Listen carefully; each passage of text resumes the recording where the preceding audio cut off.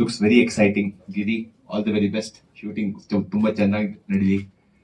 More than that, ಈ ಕನ್ನಡ ಚಿತ್ರದಲ್ಲಿ ಈಗ ನಮ್ಮ ಹೊಸ ಏನೀಗ ಒಂದು 2 ವರ್ಷದಿಂದ 3 ವರ್ಷದಿಂದ ನೋಡ್ತಾ ಇದೀವಿ, ನಮ್ಮ ಕರ್ನಾಟಕದ ಕಲ್ಚರ್, ನಮ್ಮ ಹೆಮ್ಮೆ, ನಮ್ಮ ಕರ್ನಾಟಕದಲ್ಲಿ ಬೇರೆ ಬೇರೆ ಭಾಗದಲ್ಲಿ ಏನ್ ನಾವು ಮೆಸೇಜ್ ನ ಮುಂದೆ ಟ್ರೈ ಮಾಡ್ತಾ ಇದೀವಿ, ಗಿರಿನು ಅದನ್ನೇ ಟ್ರೈ ಮಾಡ್ತಾ ಇದ್ದಾರೆ. ಅವ್ರು ಬರುವಂತಹ ಮೂಲತನದಿಂದ ಆ ಮೆಸೇಜ್ ಎಲ್ಲರಿಗೂ ರೀಚ್ ಆಗ್ಲಿ, ಒಳ್ಳೆ ರೀತಿಯಲ್ಲಿ ಮಕ್ಕಳು ದೊಡ್ಡವರು ಎಲ್ಲರೂ ಅಷ್ಟೇ ಅದನ್ನ ಅರ್ಥ ಮಾಡ್ಕೊಂಡು ಆ ಒಂದು ಹೆಮ್ಮೆಯಿಂದ ಈ ಚಿತ್ರ ಮುಂದುವರಲಿ, ಮತ್ತೆ ಒಳ್ಳೆ ರೀತಿಯಲ್ಲಿ ಬಿಡುಗಡೆ ಆಗ್ಲಿ, ಒಳ್ಳೆ ಯಶಸ್ಸನ್ನು ಪಡಲಿ ಅಂತ my very good friend Giri and ತಂಡಕ್ಕೆ my all the best and God wishes. Thank you. Thank you Monish Upadhyaya ಅವರೇ. ಸರ್ ಪ್ರಶ್ನೆ ಕೇಳ್ತೀನಿ. ಹೌದು ಸರ್, ನಾನು ಡಿವೈನ್ ವ್ಯಾಲಿ ಅಂತ ಸಕಲೇಶ್ಪುರದಲ್ಲಿ ಒಂದು ರಿಸಾರ್ಟ್ ಇದೆ, ಅದ್ರದ್ದು ಓನರ್. ಮತ್ತೆ ಗಿರಿಗೆ ಒಂದು 4 ವರ್ಷದಿಂದ friend.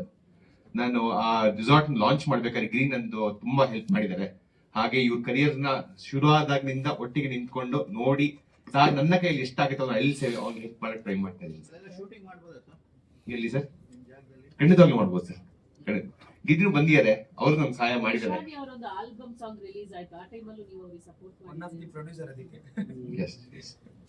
Thank you thank you sir. ಚಿತ್ರದ ನಿರ್ದೇಶಕರು, ಅದಕ್ಕೂ ಕೂಡ ನಾನು ಸಂಗೀತ ನಿರ್ದೇಶನ ಮಾಡಿದ್ದೆ. ಆಸ್ ಗಿರಿಯಣ್ಣ ಸೆಟ್, ಗಿರಿಯಣ್ಣಿಗೆ ಸುಮಾರು ಒಂದು 15-13 ಸಾಂಗ್ಸ್ ನಾನು ಮಾಡ್ತಾ ಇದ್ದೆ. BCom ಓದ್ತಿರ್ಬೇಕಾರಿಂದನೂ ಮಾಡ್ತಿದ್ದೆ. ಸೊ ನಾನು ನಂದು ಅಣ್ಣಂದು ಈಶಾನಿ ಪ್ರಾಜೆಕ್ಟ್ ಇಂದಾನೆ ಪರಿಚಯ. ಸೊ ಅಲ್ಲಿಂದ ಒಂದು ಕಾನ್ಫಿಡೆನ್ಸ್ ಅಣ್ಣಂಗೆ, ಲೈಕ್ ಇವ್ನಿಗೆ ಕೊಟ್ರೆ ಇವ್ನು ಮಾಡ್ತಾನೆ ಅಂತ. ಸೊ ನನಗೂ ಅಣ್ಣನ ಮೇಲೆ ನಂಬಿಕೆ, ಲೈಕ್ ಅವ್ರು ಮಾಡುವಂಥ ವಿಜುವಲ್ಸ್ಗೆ ನಾನು ಕೊಡೋ music it has to justify ಅಂತ.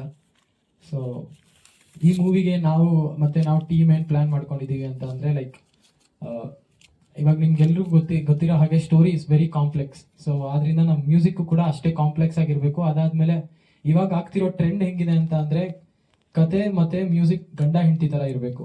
ಸೊ ಅದಕ್ಕೋಸ್ಕರ ನಾವು ಕೂಡ ವರ್ಕ್ ಮಾಡ್ತಾ ಇದ್ದೀವಿ ಈ ಪ್ರಾಜೆಕ್ಟ್ಗೋಸ್ಕರ. ಆ್ಯಂಡ್ ಐ ಥಿಂಕ್ ಗಿರಿ ಅಣ್ಣ ಮತ್ತು ಅವ್ರ ಟೀಮ್ ಫುಲ್ ಸಪೋರ್ಟ್ ಕೂಡ ನಮ್ಮ ಮ್ಯೂಸಿಕ್ ಡಿಪಾರ್ಟ್ಮೆಂಟ್ ಮೇಲೆ ಇದೆ ಅಂತ.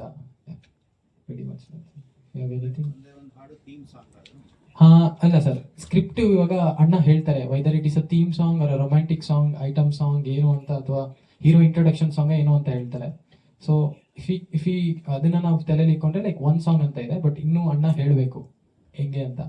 ಸೊ ಸ್ಕೋರ್, ಬ್ಯಾಕ್ಗ್ರೌಂಡ್ ಸ್ಕೋರ್ ಎಲ್ಲ ಲೈಕ್ ಆಸ್ ಅಣ್ಣ said we are planning it in Chennai. So ಚೆನ್ನೈಗೆ ಹೋಗಿ ಲೈವ್ ಎಲ್ಲ ಅಲ್ಲೇ ಮಾಡಿಸ್ಕೊಂಬರೋಣ ಅನ್ನೋ ಪ್ಲಾನಲ್ಲಿ ಇದ್ದೀವಿ ನಾವು. ನಾನು ಯಾವಾಗಲೂ ಅವ್ರನ್ನೇ ಪೂಜೆ ಮಾಡೋದು, ಅವ್ರನ್ನ ನೆನ್ಸ್ಕೊಂಡು ನಾನು ಮಾತನ್ನ ಶುರು ಮಾಡ್ತೀನಿ. ಸೊ ಏನಿಲ್ಲ, ಗಿರಿ ನಮಗೆ ಒಂದು 3 years ಇಂದ ಪರಿಚಯ. 3 years ನಾವು ಜಿಮ್ಮಲ್ಲಿ ವರ್ಕೌಟ್ ಮಾಡುವಾಗ, ಬಿಕಾಸ್ ನನಗೆ 8 years ಜರ್ನಿ ಸಿನಿಮಾ ಇಂಡಸ್ಟ್ರಿ. ಈ ಸಿನಿಮಾದಲ್ಲಿ ಒಂದು ಪಾತ್ರದ ಜೊತೆಗೆ ಆಸ್ ಎ ಫ್ರೆಂಡ್ ಆಗಿ ಪಾತ್ರ ಮಾಡ್ತಾ ಇದೀನಿ. ಸೊ ನಂದು 2 ಸಿನಿಮಾ ಬ್ಯಾಕ್ ಟು ಬ್ಯಾಕ್, ಇವಾಗ 2 ಸಿನಿಮಾ ಇದೆ. ಒಂದು ಮದ್ದೂರೊಡೆ, ಇನ್ನೊಂದು ದಿ ಬ್ಲಾಕ್ ಸಿಟಿ ಅಂತ. ಸೊ ಆ ಸಿನಿಮಾದಲ್ಲಿ ಇವಾಗ ಲೀಡ್ ಆಗಿ ಒಬ್ಬ ಮುಖ್ಯ ಪಾತ್ರದಲ್ಲಿ ಕಾಣಿಸ್ಕೊತಾ ಇದ್ದೀನಿ. ಅದ್ರದ್ದು ವರ್ಕಲ್ಲಿ ಅದರದೇ ಆದ ಒಂದು ವರ್ಕ್ ನಡೀತಾ ಇತ್ತು. ಸೊ ಆ ವರ್ಕ್ ನಡೆಯುವಾಗ ನಾನು ಈ ತರ ಕನ್ಸು ಕಟ್ಕೊಂಡಿದೀನಿ, ನಾನು ಏನೋ ಮಾಡ್ಬೇಕು ಅನ್ಕೊಂಡಿದೀನಿ ಅಂತ ನಮಗ್ ಪರಿಚಯ ಆಗಿದ್ದು. ಅದಾದ್ಮೇಲೆ ನಾನು ಇಲ್ಲಿ ನನ್ಗೆ ಡೈರೆಕ್ಷನ್ ಬಗ್ಗೆ ಅಷ್ಟು ನಾಲೆಡ್ಜ್ ಇಲ್ಲ. ಸೊ ನನ್ ಗಿರಿಯಣ್ಣನ ಪರಿಚಯ ಮಾಡಿಸ್ದೆ, ನೋಡಪ್ಪ ನಮ್ಮ ಡೈರೆಕ್ಟರ್ ಈ ತರ ಇದ್ದಾರೆ, ನೀನ್ ಫಸ್ಟ್ ಅಲ್ಲಿ ಕೋರ್ಡಿನೇಟ್ ಮಾಡ್ಕೊಂಡ್ರೆ ನಿನ್ಗೆ ನಾಲೆಡ್ಜ್ ಬರುತ್ತೆ, ನೀನ್ ಏನ್ ಮಾಡ್ಬೋದು, ಏನ್ ಮಾಡ್ಬೇಕು ಅನ್ಕೊಂಡಿದ್ಯಾ ಅಂತ. ಅವಾಗ ನನ್ಗೆ ಇವ್ರ ಪರಿಚಯ ಆದ್ಮೇಲೆ, ಇಲ್ಲ ಈಗ ಸಬ್ಜೆಕ್ಟ್ ಏನ್ ಜಸ್ಟ್ 1 ಲೈನ್ ಇವ್ರು ಇಟ್ಕೊಂಡು ಎಕ್ಸ್ಪ್ಲೈನ್ ಮಾಡಕ್ ಶುರು ಮಾಡಿದ್ರು. ಅದು ಎಕ್ಸ್ಪ್ಲೈನ್ ಮಾಡುವಾಗ ಇವ್ರು ಹೇಳ್ತಾ ಇದ್ದಿದ್ದು ಯಾವ ಲೆವೆಲ್ಗೆ ಅಂದ್ರೆ, ತುಂಬಾ ಯೂಸ್ ಆಗಿ ಹೇಳಕ್ ಪ್ರಯತ್ನ ಮಾಡೋದು. ಸೊ ಅದನ್ನ ಹಿಂಗ್ ಮಾಡಿದ್ರೆ ವರ್ಕ್ ಆಗಲ್ಲ. ಯೂಸ್ ಆಗಿ ಹೇಳಕ್, ಇವಾಗ ಓಕೆ ಯೂಸ್ ಆಗಿ ಏನೋ ಹೇಳ್ತೀಯ, 60 ಕೋಟಿ 70 ಕೋಟಿ ಬಡ್ಜೆಟ್ ಬೇಕು, ಯಾರು ಕೊಡ್ತಾರೆ? ಇಂಡಸ್ಟ್ರಿ ಸರ್ ಇವಾಗ ಹೆಂಗೆ ಅಂದ್ರೆ, ನಾವ್ ಇವಾಗ ಅಮ್ಮ ದಯವಿಟ್ಟು ಸಿನಿಮಾ ಸಖತ್ತಾಗಿ ಮಾಡಿದೀವಿ ಬನ್ನಿ ಕೈ ಮುಗಿರಿ ಕಾಲಿ ಮುಗಿರಿ, ಏನೂ ವರ್ಕ್ ಆಗಲ್ಲ ಸರ್.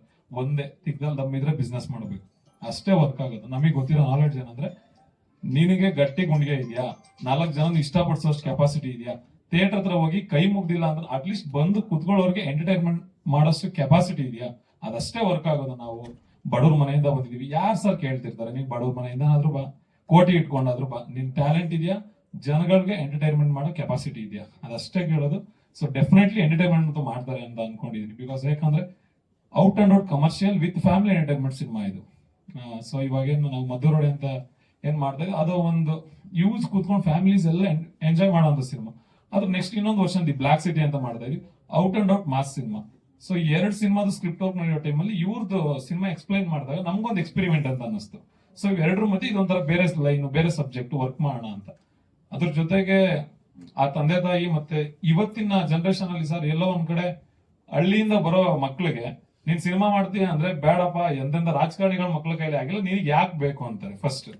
ಸೆಕೆಂಡ್ ಒನ್ ಮಾಡಕ್ಕಾಗಲ್ವ ಅನ್ನೋ ಕ್ವಶನ್ ಮಾರ್ಕ್ಗಳು ಜಾಸ್ತಿ. ರಾಜಕೀಯಕ್ಕಿಂತ ವರ್ಸ್ಟ್ ಆಗಿದೆ ಸಿನಿಮಾ ಇಂಡಸ್ಟ್ರಿ, ಅದು ಎಲ್ಲರಿಗೂ ಗೊತ್ತಿರೋ ವಿಚಾರ. ಬಿಕಾಸ್ ಏನಕ್ಕೆ ಅಂದ್ರೆ 10 ಸಿನಿಮಾ ರಿಲೀಸ್ ಆಗುತ್ತೆ, ಕರ್ನಾಟಕದವ್ರಿಗೆ ಥಿಯೇಟರ್ ಕೊಡಲ್ಲ. ಇನ್ನೊಂದು ಸೆಕೆಂಡ್ ಒನ್ ಬಂದ್ಬಿಟ್ಟು ಪ್ಯಾನ್ ಇಂಡಿಯಾ ಸಿನಿಮಾಗಳು ಇವಾಗ ಎಲ್ಲಾ ಕಡೆ ವೈರಲ್ ಆಗ್ತಾ ಇದೆ. ಆ ಕಡೆಯಿಂದ ಒಂದು 5-6 ಜನ ಹೀರೋಗಳು ಬರುತ್ತೆ, ಹೊಸಬ್ರು ಸಿನಿಮಾ ಮಾಡ್ತಾರೆ, ಒಂದೇ ಶೋ ಕೊಡೋದು. ಸೊ 1.5 ಕೋಟಿ ಬಜೆಟ್ ಹಾಕಿರ್ತೀವಿ, 10 ಜನ ಥಿಯೇಟರ್ ಹತ್ರ ಬರೋದು ತುಂಬಾ ಕಷ್ಟ ಆಗಿರುತ್ತೆ. ಅದು ಒಂದು ವಾರ ಆದ್ಮೇಲೆ ಪುಷ್ ಆಗ್ತಾ ಇದೆ ಅನ್ನೋಷ್ಟು ನೆಕ್ಸ್ಟ್ ಯಾರೋ ಒಬ್ರು ಸೂಪರ್ ಸ್ಟಾರ್ ಬಂದಿರ್ತಾರೆ, ಕಲಾವಿದ್ರು ಉಳ್ಕೊಳಕ್ ಆಗ್ತಾ ಇಲ್ಲ. ಈ ತರದನ್ನೆಲ್ಲ ನೋಡಿ ಇದನ್ನೆಲ್ಲ ಎದುರಿಸಲೇಬೇಕು ಅನ್ನೋ ಒಂದು ಗುಂಡಿಗೆ ಇಟ್ಕೊಂಡೇ ಬರ್ತಾ ಇದೀವಿ. ಸೊ ನಮ್ ಟೀಮ್ಗೆ ದಯವಿಟ್ಟು